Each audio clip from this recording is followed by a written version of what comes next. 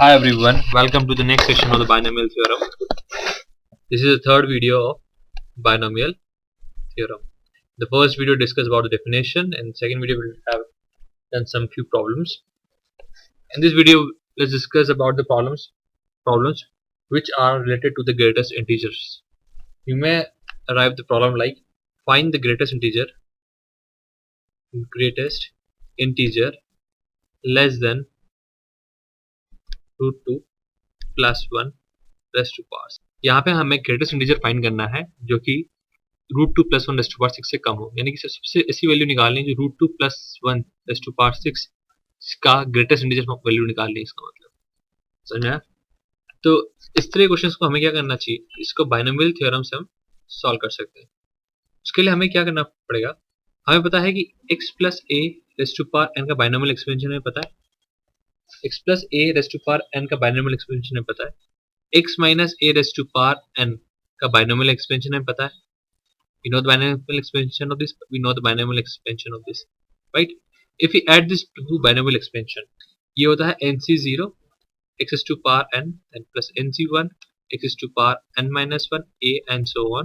यहाँ होता है nc0 x to power n minus nc1 x to power n minus 1 to a, चलता रहता है ncn a raised to power n, here ncn a raised to power n, यहाँ पे एक नेगेटिव साइन जुड़ जाता है minus one raised to power n, right.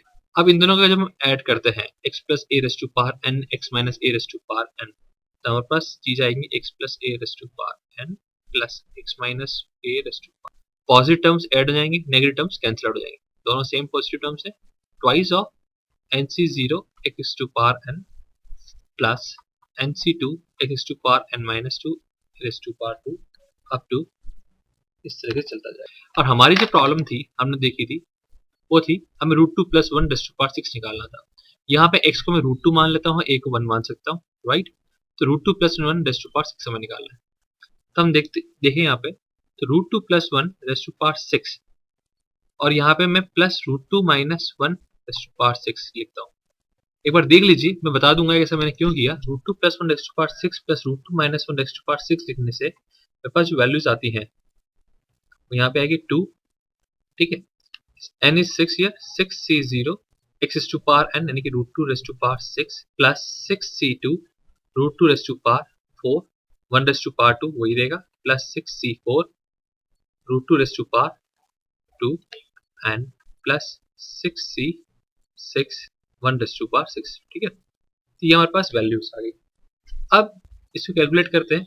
6c0 is 6, 62 निकाल लेते हैं, 64 निकाल लेते हैं, root two raised to power. इसको एक्सपेंड करेंगे हम करके देखें, तो ये आ गया 2 into 6c0 is 6 root two raised to power 6, 6c0 is 1 root two raised to power 6 plus 6c2 is 15 root two raised to power 4 plus 6c4 again 15 root two raised to power 2 plus 1। Terms आ गई।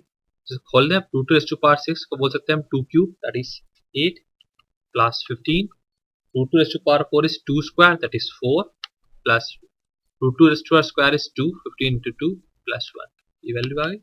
अब निकाल लेते हैं। 15 4 is 60, 15 to the 30 plus 1 plus 8 into 2 is 198, यानी कि हमारे पास values क्या आई कि रूट 198 वैल्यू किसकी है, root 2 plus 1 raised to power 6 plus root 2 minus 1 raised to power 6, value है 198।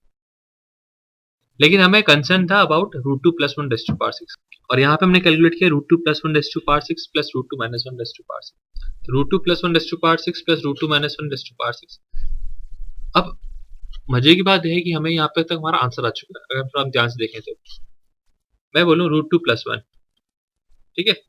अगर मैं बोलता हूँ root two minus one, root two minus one की वैल्यू जो होती है वो क्या होती है अप्रोक्सीमेटली।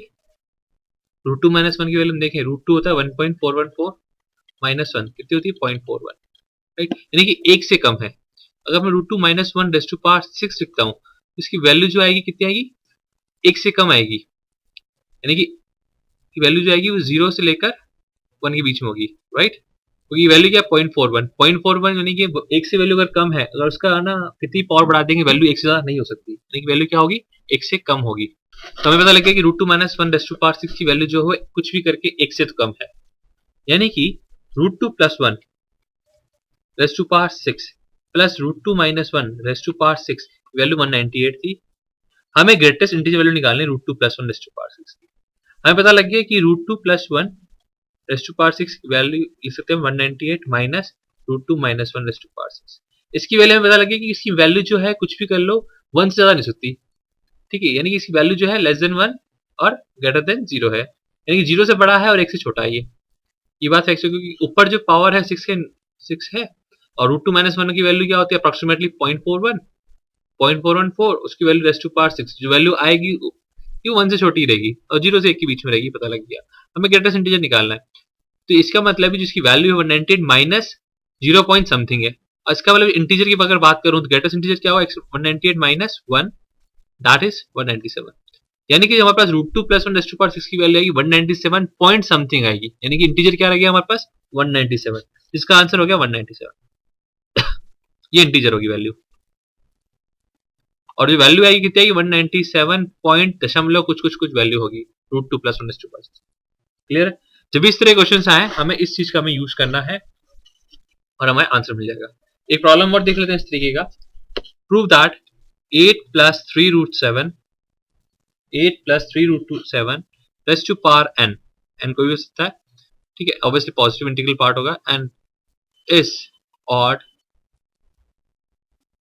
हैज और is an odd integer. Prove that 8 plus 3 root 7 raised to power n जिसका इंटीग्रल पार्ट है, integral part is odd integer, यानी कि इस वैल्यू का जो इंटीजर पार्ट आएगा 8 प्लस 3 रूट 7 का वो क्या होगा ऑड नंबर होगा। ये प्रूव करना है, जैसे पहला क्वेश्चन किया था वैसे इसी को ही आगे अप्रोच करेंगे हम। 8 plus 3 root 7 raise to power n है, यहाँ पे हम मान लेते हैं कि 8 प्लस 3 रूट 7 n, जैसे पहले किया था कि ऑब्वियस बात है कि रेज़ टू पावर n है, जिसमें एक इंटीजर पार्ट आएगा एक फ्रैक्शन पार्ट आएगा जो 0 से 1 के बीच में लाया करेगा, एक क्योंकि हमें इंटीग्रल पार्ट ऑड प्रूव करना है, हमने मान लिया कि इंटीजर प्लस फ्रैक्शन जो f है वो कहां से कहां वेरी कर रहा है, ऑब्वियसली 0 से 1 तक प्रूव करेगा, तो फ्रैक्शनल पार्ट मान लिया, ठीक है। और 8 प्लस 3 रूट 7 मैं लेता हूं 8 minus 3 root 7, obviously 8 minus 3 root 7 क्या होगा, इसके बराबर होगा 1 अपॉन 8 प्लस 3 रूट 7 के बराबर होगा, ठीक है। रेशनलाइज करना है, हमने पढ़ा था पहले कि बचपन में हम 9th क्लास में पढ़ा था कि 8 प्लस 3 रूट 7 है, उसका रेशनलाइज करेंगे तो हमें वैल्यू क्या आती है 8 माइनस 3 रूट 7 आती है। 8 माइनस 3 रूट 7 वैल्यू की वैल्यू क्या है 1 अपॉन 8 प्लस 3 रूट 7, राइट। अब 8 माइनस 3 रूट 7 इसकी अप्रोक्सीमेट वैल्यू क्या है, ये वैल्यू 1 से बड़ी है तो 1 अपॉन सी वैल्यू 1 से छोटी हो गई, और यहाँ हम देखेंगे वैसे भी देख लो रूट 7 की वैल्यू देख लो और इंटू 3 करके माइनस 8 करेंगे, वैल्यू जो है वो कहां से कहां आएगी 0 से 1 के बीच में आ रही है, 0 to 1, यानी कि ये वैल्यू फ्रैक्शन है ऑलरेडी। या यहाँ से हम देख लें कि 8 प्लस 3 रूट 7 की वैल्यू क्या है 1 से बड़ी है, 1 अपॉन 1 से बड़ी वैल्यू क्या होती है 0 से 1 के बीच में, ठीक है, ये वैल्यू है मोर देन 1, और जो पूरी वैल्यू हो जाएगी क्या हो जाएगी फ्रॉम 0 to 1, राइट। सिमिलरली यहाँ से रूट 7 की वैल्यू में पता है तभी हम कैलकुलेट कर सकते हैं, अदरवाइज इसे देख के मैंने बता दिया कि वैल्यू 8 माइनस 3 रूट 7 की वैल्यू 0 से 1 के बीच में। अब आपको समझ आ गया हमें करना क्या है, वही चीज करनी है, वही चीज दोहरानी है यहाँ पे 8 plus 3 root 7 raise to power n plus 8 minus 3 root 7 raise to power n की वैल्यू हम कैलकुलेट करते हैं। 8 plus 3 root 7 raise to power n 8 minus 3 root 7 raise to power n, ठीक है। ऑब्वियसली इसकी जो वैल्यू आएगी जैसे पिछली बार हमने कैलकुलेट किया था क्या आएगा twice of nc0 8 raise to power n plus nc2 alternate value आएगी, ऑड नंबर जो है कैंसिल हो गए होंगे, इवन नंबर बचे हुए nc2 8 raise to power n minus 2 into 3 root 7 raise to power 2 and so on, इस तरह से वैल्यू चली जाएगी, राइट। अब इसकी वैल्यू कैलकुलेट करके देखते हैं 2 times of nc0 8 raise to power n plus nc2 8 raise to power n so on चलता चला जाएगा। अब 8 माइनस 3 रूट 7 की वैल्यू क्या है 0 से 1 के बीच में, मान लेते हैं इसकी वैल्यू से f डैश है, तो आपने पहले f माना था, इसको मान लेते हैं f डैश क्योंकि f जो वैल्यू है 0 से 1 के बीच में, राइट। अगर मैं बोलता हूं ये जो वैल्यू है सारी जो भी आएगी कुछ इंटीजर पार्ट आएगा, ऑब्वियसली इंटीजर आएंगे यहाँ पे क्योंकि जितनी जगह पे है n है और 0 है रूट 7 देन 2 है देन 4 है देन 6 है, तो ये जो पार्ट है रूट 7 जहां जहां आ रहा है वहां पे क्या है पावर क्या है इवन आ रही है, और इवन आने से इंटीजर बन गया, ठीक है। और जहां पे 8 है वो ऑलरेडी इंटीजर है ही सही, इसकी पावर कुछ रखो इंटीजर आएगा, जहां रूट 7 है वहां पे भी पावर इवन आ गई तो वही इंटीजर बन गया। ये जितनी भी चीजें आएंगी सब इंटीजर्स आ गई हमारे पास, all things are the integers here, हमें पता नहीं कि इवन है ऑड है, बट यहाँ से 2 से मल्टीप्लाई हो गया। 2 से मल्टीप्लाई होने के बाद ये पूरी क्वांटिटी जो आई वो क्या हो गई हमारे पास, इवन इंटीजर हो गई। तो यहाँ पे सिर्फ जो ऑब्जर्वेशन है वो बहुत इंपॉर्टेंट है, क्योंकि जब भी टर्म आएगी NC0 NC2 NC4 करके पावर यहाँ पे इवन आती जा रही है, रूट 7 की पावर इवन आ गई, तो वो क्या हो गया हमारा इंटीजर हो गया, राइट। ये फ्रैक्शनल पार्ट हो गया। अब इवन इंटीजर हो गया। अब मैं देखता हूं 8 + 3 √7 + to power n plus f dash, ठीक है, ये एफ डैश कर दिया मैंने इसको, इक्वल टू, ये क्या है, इवन इंटीजर, लिख सकता हूं, राइट। अब 8 + 3 √7 + टू पावर n, इसको लिख सकता हूं i plus f dash equal to even integer. इतना समय कर सकता हूं, राइट। अब थोड़ा सा और ध्यान से देखें, अब i + f डैश क्या है, इवन इंटीजर है। हमें पता था कि f की वैल्यू कहां से वैल्यू करती है, 1 से लेकर 0 तक वैल्यू कर देती है, और f डैश की वैल्यू कहां से वैल्यू करती है, 0 से लेकर। अब इन दोनों को ऐड कर देते हैं हम, तो ये वैल्यू 1 तक नहीं है, तो f + f डैश की वैल्यू कहां से कहां वेरी करेगी, 2 से लेकर 0 तक। कहां से कहां तक, 2 से लेकर 0 तक। ये इंटीजर है और ये वैल्यू 2 से लेकर 0 तक वेरी कर रही है, यानी कहीं ना कहीं इसके अंदर जो पार्ट है इंटीजर और फ्रैक्शन वाला पार्ट टूट गया, क्योंकि वैल्यू हो सकता है कि 0.1 और 0.2 हो, या इस तरह की वैल्यू हो सकती है, ठीक है। और i + f dash even integer है, i इज ए इंटीजर, ये एक इंटीजर पार्ट हो गया, ये एक इंटीजर है, तो f + f डैश भी क्या होना चाहिए, एक इंटीजर होना चाहिए।